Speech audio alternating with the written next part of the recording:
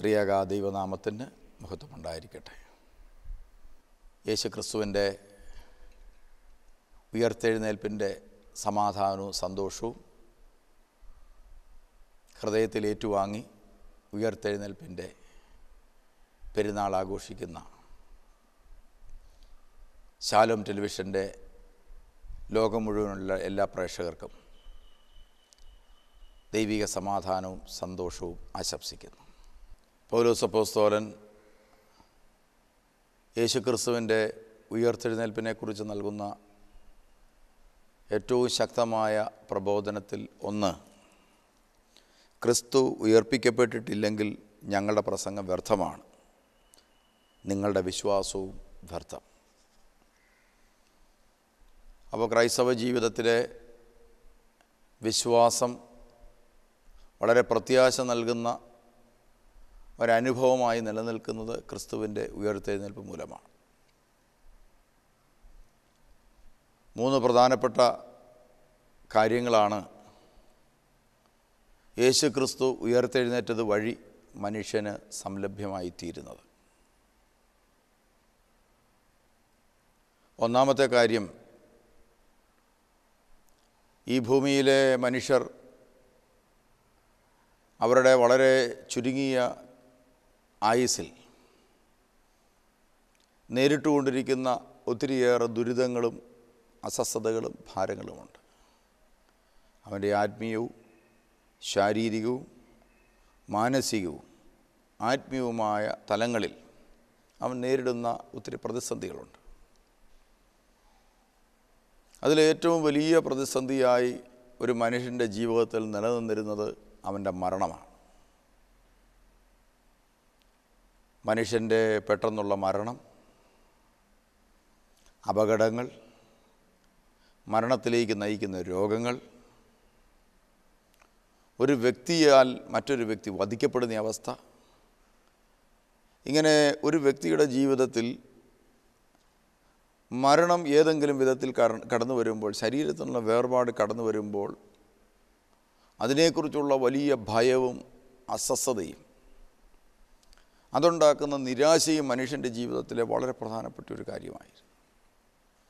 അതുകൊണ്ട് തന്നെ മനുഷ്യകുലത്തിലെ എല്ലാ മതങ്ങളും എല്ലാ മതചിന്തകളും നിലനിൽക്കുന്നെങ്കിലും മനുഷ്യൻ മരണത്തെ കണ്ടമാനം ഭയപ്പെട്ടു. അതുകൊണ്ട് തന്നെ മനുഷ്യൻ്റെ ഉള്ളിൽ മരണത്തെക്കുറിച്ചൊരു നിർവചനം ഉണ്ടായി തുടങ്ങി. മരണമെന്ന് പറയുന്നത് ഒരു ശാപമാണ്, ഒരു ശിക്ഷയാണ്. ഇങ്ങനെയൊക്കെയുള്ള ചിന്തകൾ മനുഷ്യൻ്റെ ഹൃദയത്തിൽ എല്ലാ കാലങ്ങളിലും ഉണ്ടായിട്ടുണ്ട്. ഇപ്പോഴും അങ്ങനെ വെച്ചു പുലർത്തുന്ന മനുഷ്യരുണ്ട്. അതുകൊണ്ട് തന്നെ പെട്ടെന്നുണ്ടാകുന്ന മരണങ്ങൾ ഓർത്ത് നിരാശപ്പെട്ട് ദുഃഖിച്ച് ദൈവവിശ്വാസവും നഷ്ടപ്പെട്ട് ജീവിതത്തിൽ നിരാശപ്പെട്ട് കഴിയുന്ന മനുഷ്യരെ കാണാൻ സാധിക്കും. യേശുക്രിസ്തു ഒരു മനുഷ്യനായി ഈ ഭൂമിയിലേക്ക് വന്നു. ഒരു സാധാരണ മനുഷ്യനെ പോലെ അവൻ ജീവിച്ചു. സാധാരണ മനുഷ്യർക്ക് ലഭിക്കുന്ന ആയുസ് പോലും അവന് ലഭിച്ചില്ല. വളരെ 33 വയസ്സാണ് അവന് ലഭിച്ചത്. സ്വാഭാവികമായ ശരീരത്തിലുള്ള വേർപാടായിരുന്നില്ല അവനുണ്ടായിരുന്നത്. മറ്റുള്ളവരുടെ പാപമേൽപ്പിക്കുന്ന പരുക്ക് കൊണ്ട് അവരുടെ മനസ്സിൽ രൂപം കൊണ്ട വെറുപ്പ്, വിദ്വേഷം, വൈരാഗ്യം എല്ലാം തീർത്ത ഒരു കുരിശ് അവൻ്റെ തോളിൽ വയ്ക്കപ്പെടുകയും ആ കുരിശിൽ അവൻ മരണശിക്ഷ അനുഭവിക്കുകയുമാണ് ചെയ്യുന്നത്. എന്ന് പറഞ്ഞാൽ ബോധപൂർവമായ അവൻ്റെ ശരീരത്തിൽ നിന്ന് ആത്മാവ് വേർപെടുവാൻ വേണ്ടിയുള്ള മറ്റ് ഈ ഭൂമിയിലുള്ള മനുഷ്യരുടെ ഒരു പ്രവർത്തനത്തിൻ്റെ ഫലമാണ് അവൻ്റെ ശരീരത്തിൽ നിന്ന് ആത്മാവ് വേർപെട്ടു പോകുന്ന അനുഭവം. അത് ദൈവത്തിൻ്റെ പദ്ധതിയുടെ ഭാഗമാണ്. ഹാബേലിന് ഇങ്ങനെ സംഭവിച്ചിട്ടുണ്ട്. കായേൻ എന്ന് പറയുന്ന ഒരു മനുഷ്യൻ്റെ പാപം മൂലമാണ് ഹാബേൽ മരിച്ചത്, ശരീരത്തിൽ നിന്ന് ആത്മാവ് വേർപെട്ടത്. അപ്പോൾ ഇതൊരു മനുഷ്യൻ്റെ ജീവിതത്തിലെ വലിയൊരു ഭയമായിട്ട് ഇന്ന് കിടപ്പുണ്ട്. എന്നാൽ യേശു ക്രിസ്തു മരിച്ച് 3-ാം ദിവസം ഉയർത്തെഴുന്നേറ്റതോടുകൂടി ഒരു മനുഷ്യൻ്റെ ജീവിതം നിയന്ത്രിക്കുന്നത് മറ്റൊരു മനുഷ്യനല്ല, മറ്റൊരു മനുഷ്യൻ്റെ പാപമോ വിപരീത വികാരങ്ങളോ രോഗങ്ങളോ പ്രതിസന്ധികളോ അല്ല ഒരു മനുഷ്യൻ്റെ ജീവിതത്തെ നിയന്ത്രിക്കുന്നത്. അതിനപ്പുറത്ത് അതിനെ നിയന്ത്രിക്കുന്ന മറ്റൊരു ഘടകമുണ്ട് എന്ന തിരിച്ചറിവ് ഈ ഭൂമിയിലെ മനുഷ്യനുണ്ടായത് യേശു ക്രിസ്തു ഉയർത്തെഴുന്നേറ്റത് വഴിയാണ്. അതുകൊണ്ട് തന്നെ മാനവകുലത്തിൽ മരണത്തെക്കുറിച്ചുണ്ടായിരുന്ന കാഴ്ചപ്പാട് മാറ്റിമറിക്കപ്പെട്ടു എന്ന് മാത്രമല്ല, ഈ ഭൂമിയിലെ സൗഭാഗ്യങ്ങൾക്കപ്പുറത്തൊരു ജീവിതമുണ്ട് എന്ന് ചിന്തിക്കുമ്പോൾ ഈ ഭൂമിയിൽ സൗഭാഗ്യം കിട്ടാതെ പോയ മനുഷ്യർ, നമുക്കറിയാം ഈ ഭൂമിയിലെ മനുഷ്യരിൽ ഒരു വിഭാഗം ആളുകൾ സൗഭാഗ്യങ്ങൾ അനുഭവിക്കുമ്പോൾ മറ്റൊരു വിഭാഗത്തിന് അത് അനുഭവിക്കാൻ കിട്ടുന്നില്ല. ഒരു മനുഷ്യന് കിട്ടുന്ന നന്മകൾ മറ്റൊരു മനുഷ്യന് നന്മയായി ലഭിക്കുന്നില്ല. ഒരു വിഭാഗം ആളുകൾക്ക് വിദ്യാഭ്യാസം ലഭിച്ച വിദ്യാഭ്യാസത്തിന് നന്മ അനുഭവിക്കുമ്പോൾ മറ്റൊരു വിഭാഗം ആളുകൾക്ക് അത് ലഭിക്കുന്നില്ല. ഒരു വിഭാഗം ആളുകൾ ഭക്ഷണം നന്നായി കഴിച്ച് ജീവിക്കുമ്പോൾ ഒരു വിഭാഗം ആളുകൾ ദരിദ്രരായി ഈ ഭൂമിയിൽ അതേ ഭൂമിയിൽ തന്നെ ജീവിക്കുന്നു. ഒരു വിഭാഗം ആളുകൾ സമ്പന്നതയുടെ സന്തോഷം അനുഭവിക്കുമ്പോൾ അതേ കാലഘട്ടത്തിൽ അതേ ആയുസ്സിൻ്റെ നാളുകൾ ഒരു വിഭാഗം ആളുകൾ ദരിദ്രരായി ജീവിക്കുന്നു. അപ്പോൾ ഇങ്ങനെയൊക്കെയുള്ള ഒരവസ്ഥയിൽ താരതമ്യമായി ചിന്തിക്കുമ്പോൾ ഒരു മനുഷ്യൻ ദരിദ്രനാണെങ്കിൽ അവൻ വളരെ നിരാശനാണ്. കാരണം ചുറ്റുപാടുമുള്ള മനുഷ്യർക്ക് ലഭിച്ച സൗഭാഗ്യങ്ങളൊന്നും എനിക്ക് ലഭിച്ചിട്ടില്ല. വിദ്യാഭ്യാസമുള്ള ലോകത്ത് വിദ്യാഭ്യാസമില്ലാതെ ജീവിക്കുന്ന ഒരു മനുഷ്യൻ്റെ ജീവിതം നിരർത്ഥകമാണ്. കാരണം എനിക്കത് ലഭിച്ചിട്ടില്ല. അപ്പോൾ അങ്ങനെയുള്ള ഒരു കാഴ്ചപ്പാട് നിലനിൽക്കുന്ന ഒരു ലോകത്തിൽ ക്രിസ്തു മരിച്ച് ഉയർത്തെഴുന്നേറ്റതോടുകൂടി ഇതിനപ്പുറത്ത് ഈ ഭൂമിയിൽ എനിക്ക് സമ്പത്ത് ലഭിച്ചില്ലെങ്കിലും, ഈ ഭൂമിയിൽ എനിക്ക് വിദ്യാഭ്യാസം ലഭിച്ചില്ലെങ്കിലും, ഈ ഭൂമിയിൽ എനിക്ക് ആഡംബരമായി ജീവിക്കാൻ സാധിച്ചില്ലെങ്കിലും എനിക്കിതിനപ്പുറത്തൊരു ജീവിതമുണ്ട് എന്നത് ഈ ഭൂമിയിലെ മനുഷ്യൻ്റെ ജീവിതത്തിന് അവന് ലഭിച്ചിരിക്കുന്ന താലന്തുകൾ, ആ അവസ്ഥയിൽ സന്തോഷിക്കാനും പ്രത്യാശയോടെ ജീവിക്കുവാനും അവന് സാധിക്കും.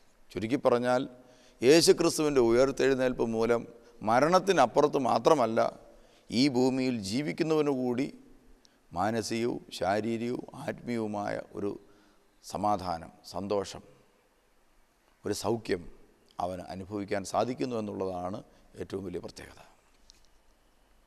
രണ്ടാമത്തെ പ്രത്യേകത, യേശുക്രിസ്തു ഉയർത്തെഴുന്നേറ്റത് വഴി, അതും ശരീരത്തോടു കൂടി അവൻ ഉയർത്തെഴുന്നേൽക്കുകയാണ്. ലോകത്തിൽ മരണത്തിനപ്പുറത്ത് ഒരു ജീവിതമുണ്ട് എന്ന് ശരീരത്തോടു കൂടി ഉയർത്തെഴുന്നേറ്റ് വന്ന് മനുഷ്യനോട് സംസാരിക്കുന്ന മനുഷ്യനാണ് ദൈവം, യേശുക്രിസ്തു. അത് അപ്പോസ്തലന്മാരുടെ മുമ്പിൽ, അതുപോലെ ആ ഖബറിൽ മറിയത്തിൻ്റെ മുമ്പിലൊക്കെ പ്രത്യക്ഷപ്പെടുമ്പോൾ ഇന്ന് വരെ അനുഭവിച്ചിട്ടില്ലാത്ത ഒരു പുതിയ ലോകത്തെക്കുറിച്ചുള്ള കാഴ്ചപ്പാട്, ഒരു വെളിപാട് ലഭിക്കുകയാണ്. അതാണ് ക്രൈസ്തവ സഭയുടെ ഏറ്റവും വലിയ മൂല്യം. മറ്റു മതങ്ങളിൽ നിന്നെല്ലാം സഭയെ വേർതിരിക്കുന്ന ഏറ്റവും വലിയൊരു മൂല്യമെന്ന് പറയുന്നത് ശരീരത്തോടു കൂടി ക്രിസ്തു ഉയർത്തെഴുന്നേറ്റ് നിൽക്കുന്നു. ഇനി അവന് മരണമില്ല. മരണമെന്ന് പറയുന്ന അവസാന ശത്രുവ് നശിപ്പിക്കപ്പെട്ട് കഴിഞ്ഞു. ഇനി അവന് മരണമില്ല.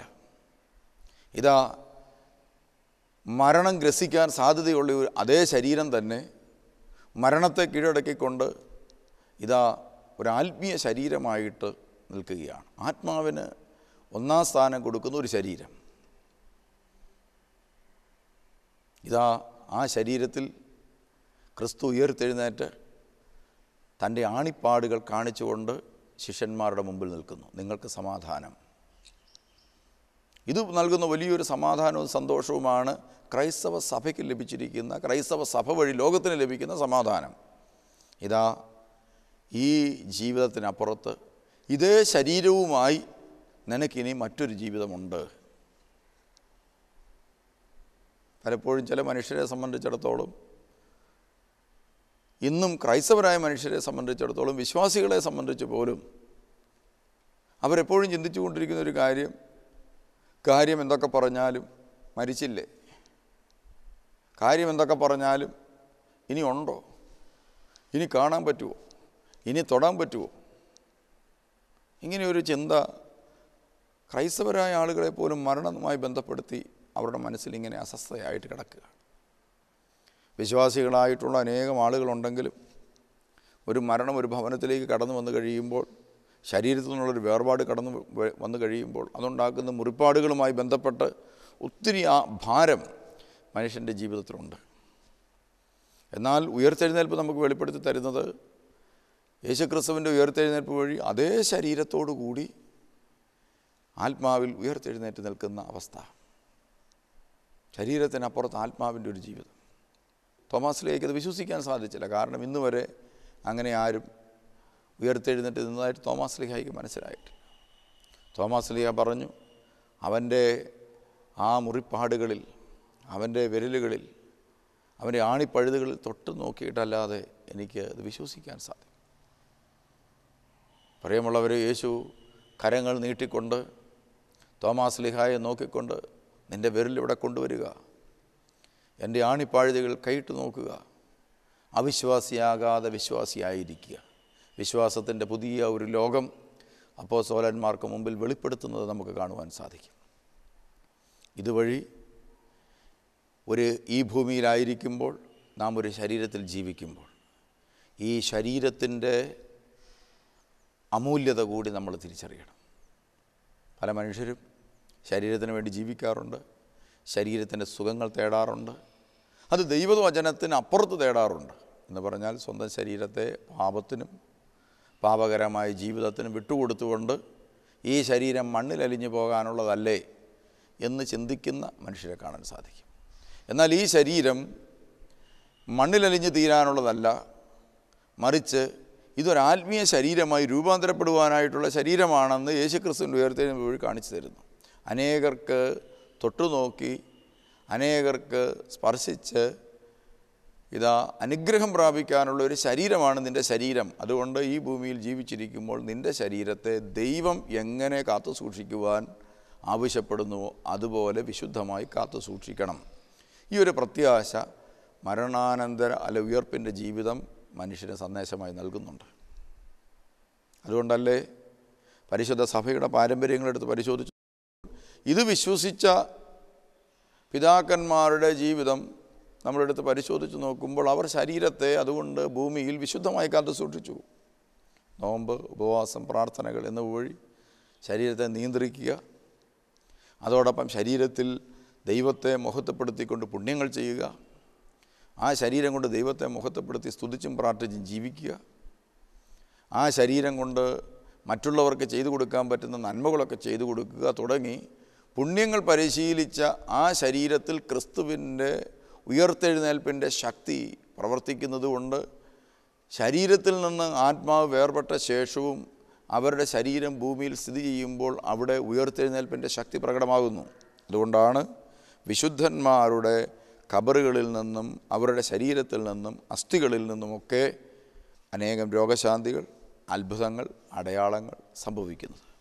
അപ്പോൾ പ്രിയമുള്ളവരെ, ഉയർത്തെഴുന്നേൽപ്പ് നൽകുന്ന ഏറ്റവും പ്രധാനപ്പെട്ട രണ്ടാമത്തെ സന്ദേശമെന്ന് പറയുന്നത് ഈ ശരീരം ഉയർക്കേണ്ട ശരീരമാണ്.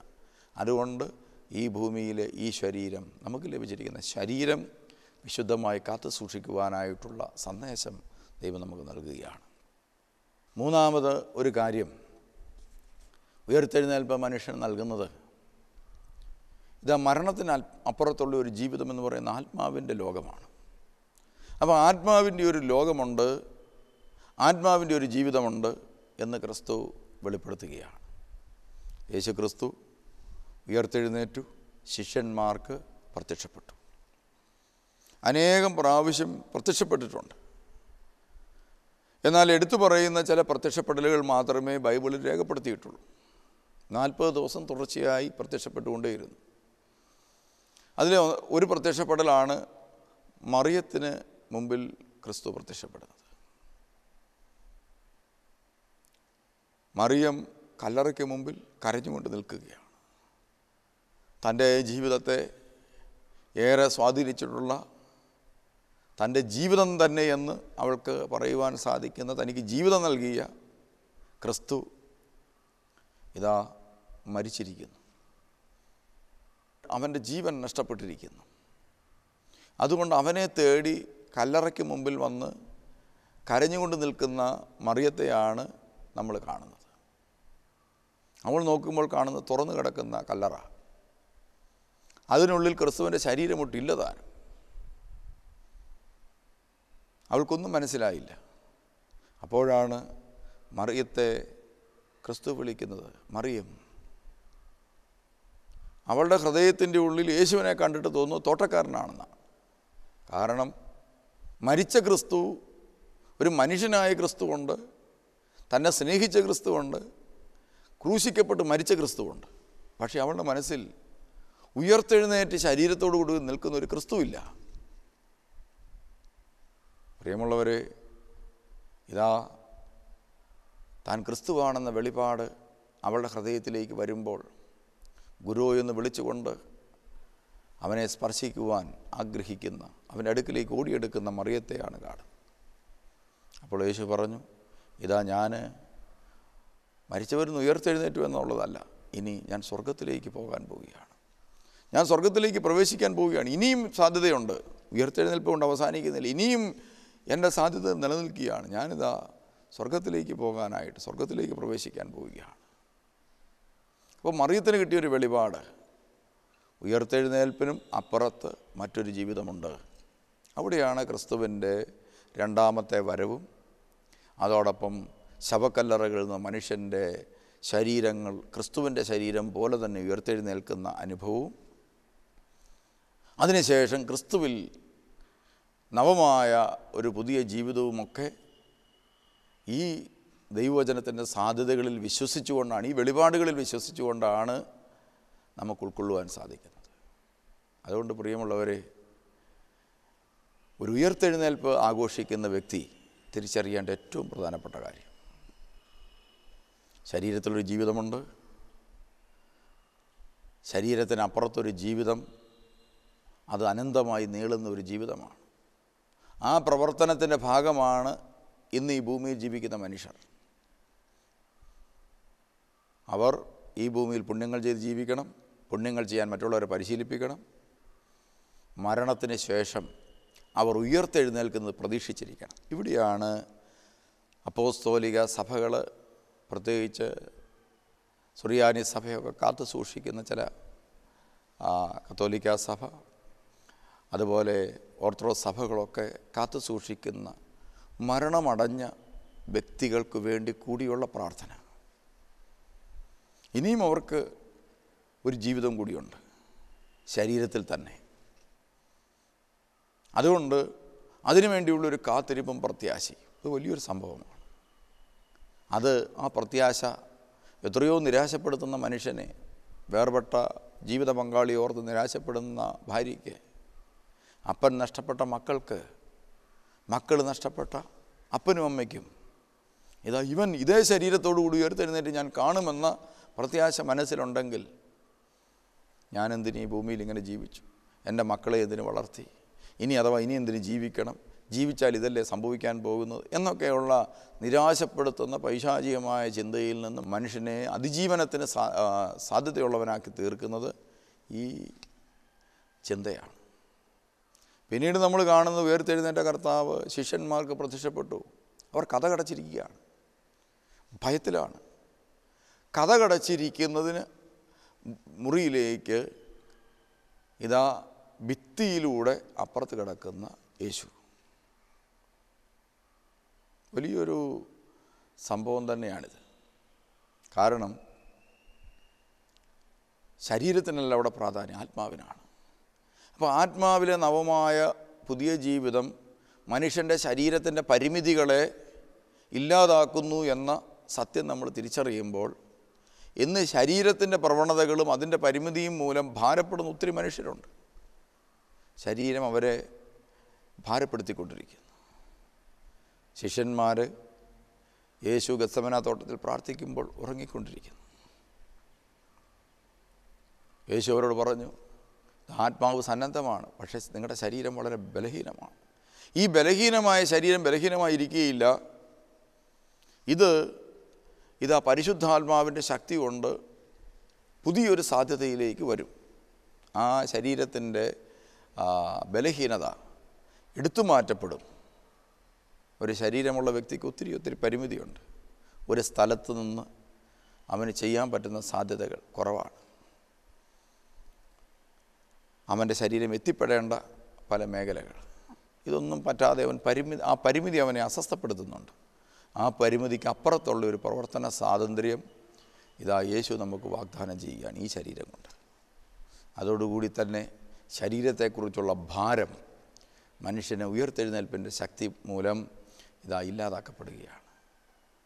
നമുക്കറിയാം, അനേകം ചില വിശുദ്ധന്മാരുടെ ജീവിതമെടുത്ത് പരിശോധിച്ച് നോക്കുമ്പോൾ പാദ്രെ പിയോ എന്ന് പറയുന്ന ഒരു വിശുദ്ധൻ്റെ ജീവചരിത്രം വായിക്കുമ്പോൾ അദ്ദേഹം ജീവിച്ചിരുന്ന കാലത്ത് പോലും ഒരേ സമയം 2 സ്ഥലത്ത് അവർക്ക് സന്നിഹിതനാകാൻ സാധിച്ചിരുന്നു എന്ന് പുസ്തകത്തിൽ വായിക്കുന്നുണ്ട്.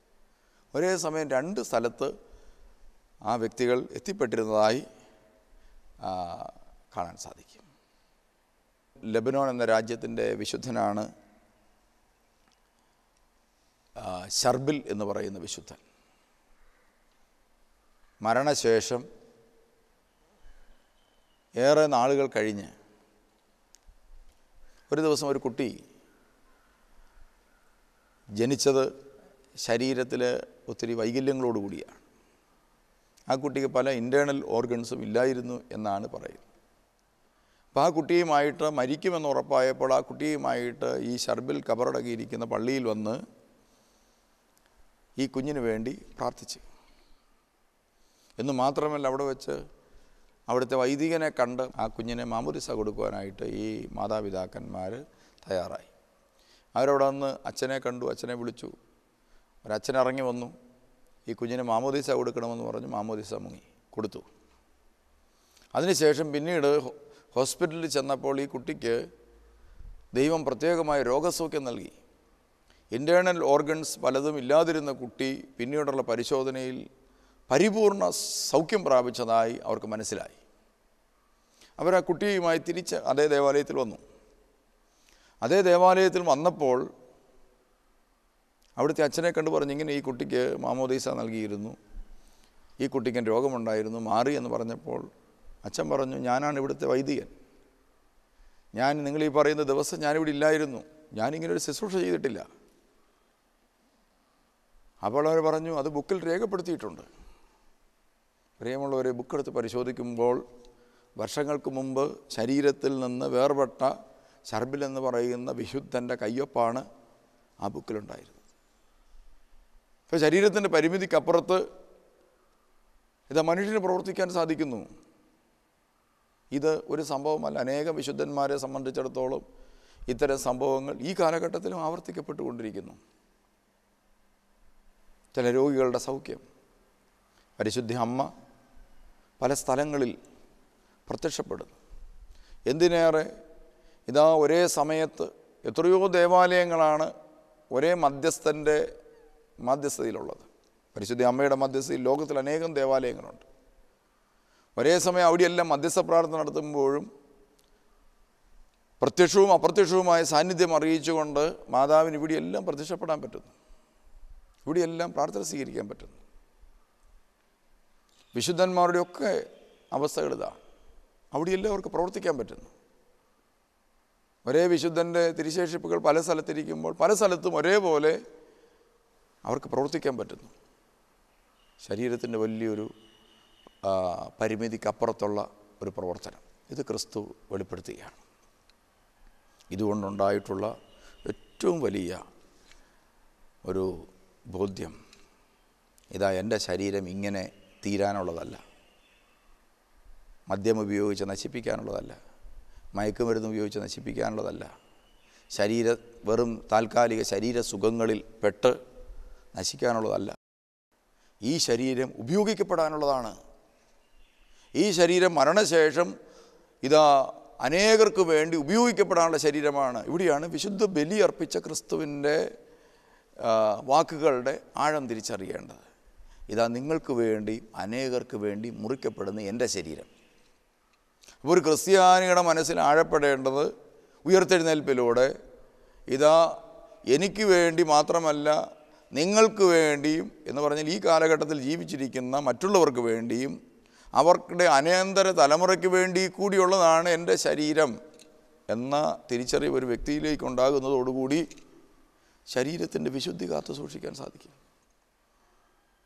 ശരീരത്തിൻ്റെ പരിമിതിയെക്കുറിച്ചുള്ള ദുഃഖങ്ങൾ വിട്ടുപോകും. ശരീരത്തെക്കുറിച്ച് ഓർത്ത് ദൈവത്തെ മഹത്വപ്പെടുത്തുവാൻ സാധിക്കും. ശരീരത്തിൻ്റെ കഴിവുകളെയെല്ലാം താലന്തുകളെയെല്ലാം വിശുദ്ധമായി കാണുവാനായിട്ട് സാധിക്കും. പ്രിയമുള്ളവരെ, ഇന്ന് ഈസ്റ്ററിൻ്റെ സന്തോഷം നാം പങ്കുവെക്കുമ്പോൾ അതിൽ നാം ഈ മഹത്വീകരിക്കപ്പെട്ട ക്രിസ്തു ഉയർത്തെഴുന്നേറ്റത് വഴി മഹത്വീകരിക്കപ്പെട്ട ക്രിസ്ത്യാനിയുടെ ശരീരത്തെക്കുറിച്ചുള്ള ചിന്ത അവനുണ്ടാവണം. എങ്ങനെയാണ് ഈ ഈസ്റ്റർ ആഘോഷിക്കുക?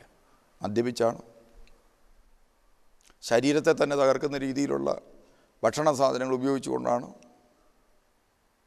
നോമ്പ് ഉപവാസവും പ്രാർത്ഥനകളും അവസാനിച്ചു, ഇനി വെറും ആഘോഷങ്ങൾ മാത്രം, അങ്ങനെയാണ്? എൻ്റെ ആന്തരിക മനസ്സിൽ ഈസ്റ്റർ എന്ന് പറയുന്നത് എങ്ങനെ ആഘോഷിക്കപ്പെടുന്നു എന്നുള്ളത് പ്രധാനമാണ്. മറ്റൊന്ന്, ക്രിസ്തു രണ്ടാമത് വരുമ്പോൾ ഓരോ മനുഷ്യനും അതേ ശരീരത്തോടുകൂടി ഈ മണ്ണിൽ നിന്ന് ഉയർത്തെഴുന്നേറ്റ് വരും എന്ന മനുഷ്യന് ചിന്തിക്കാൻ പറ്റാത്ത രീതിയിലുള്ളൊരു ബോധ്യം. എത്ര വലിയൊരു ബോധ്യമാണിത്! എന്നെ ഏറ്റവും കൂടുതൽ ഭാരപ്പെടുത്തിക്കൊണ്ടിരുന്ന ഒരു ചിന്തയാണിത്. എങ്ങനെ ഒരു മനുഷ്യനെ ഈ മണ്ണിൽ നിന്ന് ഉയർത്തെഴുന്നേൽക്കാൻ പറ്റും? ഒരു മണ്ണിലലിഞ്ഞ് ആ മണ്ണോട് മണ്ണ് ചേർന്ന് ആ മണ്ണ് പിന്നീട് ഒഴുകിപ്പോകുന്നു, പല സ്ഥലങ്ങളിലേക്ക് പോകുന്നു, അത് പുല്ലായി മാറുന്നു, അല്ലെ വളം വലിച്ചെടുക്കുന്നു, അത് കെമിക്കലായിട്ട് മണ്ണിലേക്ക് ചേരുന്ന ഈ ശരീരം വീണ്ടും ഒന്നിച്ചുകൂടി ഇതേ ശരീരമായി ആത്മാവ് വരുമ്പോൾ ഒന്നിച്ചുകൂടി മനുഷ്യനായി ഉയർത്തെഴുന്നേറ്റ് നിൽക്കും. ഇന്നത്തെ ഒരു ചിന്തയ്ക്ക് വളരെ ഭോഷത്വമെന്ന് തോന്നുന്ന, ഒരുപക്ഷെ ശാസ്ത്രീയമായൊക്കെ ചിന്തിച്ചാൽ ഒരിക്കലും ഉത്തരം കിട്ടാത്ത ഒന്നാണ് ഈ ഒരു ചിന്ത. ഇതെങ്ങനെ സാധിക്കും? അതുകൊണ്ട് തന്നെ അതിനെക്കുറിച്ച് പ്രസംഗിക്കാൻ പോലും പലപ്പോഴും ഞാൻ തന്നെ മടിച്ചിട്ടുണ്ട്. ശരീരത്തോടുകൂടി ഉയർത്തെഴുന്നേൽക്കുമെന്ന പൗലോസ് അപ്പോസ്തലൻ്റെ ചിന്ത ഒരിക്കലും ഞാൻ കാര്യമായി പ്രഘോഷിച്ചിരുന്നില്ല. എന്നാൽ പ്രിയമുള്ളവരെ, ഒരിക്കൽ തമ്പുരാൻ, ഞാൻ ഈ ചോദ്യം പരിശുദ്ധാത്മാവിൻ്റെ മുമ്പിൽ വെച്ച് പ്രാർത്ഥിച്ചപ്പോൾ എൻ്റെ ഉള്ളിലേക്ക് ദൈവം 1-2 ചോദ്യങ്ങൾ ഉയർത്തി. എന്നോട് പരിശുദ്ധാത്മാവ് ഉള്ളിലിരുന്ന് ചോദിച്ച ചോദ്യം ഇതാണ്: 1950 നീ ഉണ്ടായിരുന്നോ? ഞാൻ ഉത്തരം കൊടുത്തു, ഇല്ലായിരുന്നു. അന്നെൻ്റെ മാതാപിതാക്കന്മാർ ഒരുപക്ഷെ കൊച്ചുകുട്ടികളായിരുന്നിരിക്കാം, അവർക്ക് തന്നെ ചെറുപ്രായമാണ്, അവർ വിവാഹം കഴിച്ചിട്ടില്ല. അപ്പോൾ ഞാനെന്നൊരു സാധ്യത പോലും അവിടെ ഇല്ല. ഞാനെന്ന് പറയുന്ന ഈ ശരീരം, ഈ വ്യക്തിത്വം, ഈ മനസ്സ്, ഈ സാധ്യതയില്ല. അപ്പോൾ എന്നോട് ചോദിച്ചു, അന്ന് സഭയുണ്ടായിരുന്നു?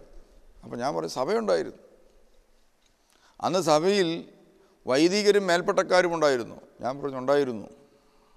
അന്ന് ആ കാലഘട്ടത്തിൽ ആർക്കെങ്കിലും നീ ഇന്നിപ്പോൾ ഇരിക്കുന്ന ഈ പദവിയിൽ ആരായിരിക്കുമെന്ന ചോദ്യത്തിന് ഉത്തരം കൊടുക്കാൻ സാധിക്കുമോ? ഞാൻ പറഞ്ഞില്ല. അപ്പോൾ എന്നോടൊരു ചോദ്യം, ഇതാ 100-200 വർഷത്തിനപ്പുറത്ത് നിൻ്റെ സഭ ഉണ്ടായിരിക്കും, നീ ഉണ്ടാവില്ല. പക്ഷേ ആ സമയത്ത് നീ ഇരുന്ന പൊസിഷനിൽ ആരിയ്ക്കുമെന്ന് നിനക്കിപ്പോൾ അറിയാവോ? ഞാൻ പറഞ്ഞു, ചിന്തിക്കാൻ പോലും പറ്റുന്നില്ല. അന്നുണ്ടാകേണ്ട ഒരു മനുഷ്യൻ്റെ മാതാപിതാക്കന്മാർ പോലും ഇന്നുണ്ടായിട്ടില്ല.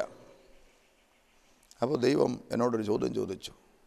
ഒന്നുമില്ലായ്മയിൽ നിന്ന് ഒരു മനുഷ്യനെ സൃഷ്ടിച്ച് ശരീരം രൂപപ്പെടുത്തി ആത്മാവിനെ കൊടുത്ത് അവനെ ദൈവം ആഗ്രഹിക്കുന്ന ഒരു പദവിയിൽ സ്ഥാനത്ത് നിർത്താൻ കഴിവുള്ളവന് ആ ശരീരം മണ്ണിലലിഞ്ഞു ചേർന്നാലും അത് യോജിപ്പിച്ച് അതിൻ്റെ മേൽ ആ ആത്മാവിനെ വിട്ട് വീണ്ടും ശരീരമായി ഉയർപ്പിക്കാൻ കഴിയുമെന്ന് എനിക്ക് വിശ്വസിക്കാൻ സാധിക്കുന്നുണ്ട്. ഞാൻ പറഞ്ഞു, വിശ്വസിക്കാൻ സാധിക്കുന്നുണ്ട്. അപ്പോൾ പൗലോസ് അപ്പോസ്തലൻ്റെ ആ പ്രബോധനത്തെക്കുറിച്ച് എനിക്ക് ഉൾക്കാഴ്ച ലഭിച്ചു. പ്രിയമുള്ളവർ, ഓർക്കുക, നമ്മുടെ പരിമിതമായ അറിവുകളെക്കുറിച്ചും നമ്മുടെ പരിമിതിയെക്കുറിച്ചും ഓർത്ത് നമ്മൾ വിലപിക്കുന്നതോടൊപ്പം ഉയർത്തെഴുന്നേൽപ്പിൻ്റെ ശക്തി നമ്മളിലേക്ക് ചൊരിയാൻ ആഗ്രഹിച്ചുകൊണ്ട് കൂദാശകളിലൂടെ നമ്മളെ വളർത്തുന്ന, ഉയർത്തെഴുന്നേൽപ്പിൻ്റെ പ്രത്യാശയിലൂടെ നമ്മളെ ഉയർത്തി നിർത്തുന്ന ക്രിസ്തുവിനെ മഹത്വപ്പെടുത്തുവാൻ ഈ ഉയർത്തെഴുന്നേൽപ്പിൻ്റെ പെരുന്നാൾ കാരണമായി തീരട്ടെ എന്ന് പ്രത്യേകമായി പ്രാർത്ഥിക്കുന്നു. ദൈവം നിങ്ങളെല്ലാവരെയും അനുഗ്രഹിക്കട്ടെ. ഉയർത്തെഴുന്നേൽപ്പിൻ്റെ ഈസ്റ്ററിൻ്റെ എല്ലാ ആശംസകളും നേരുന്നു. പിതാവിൻ്റെയും പുത്രൻ്റെയും പരിശുദ്ധ റൂഹായുടെയും നാമത്തിൽ തന്നെ. ആമേൻ.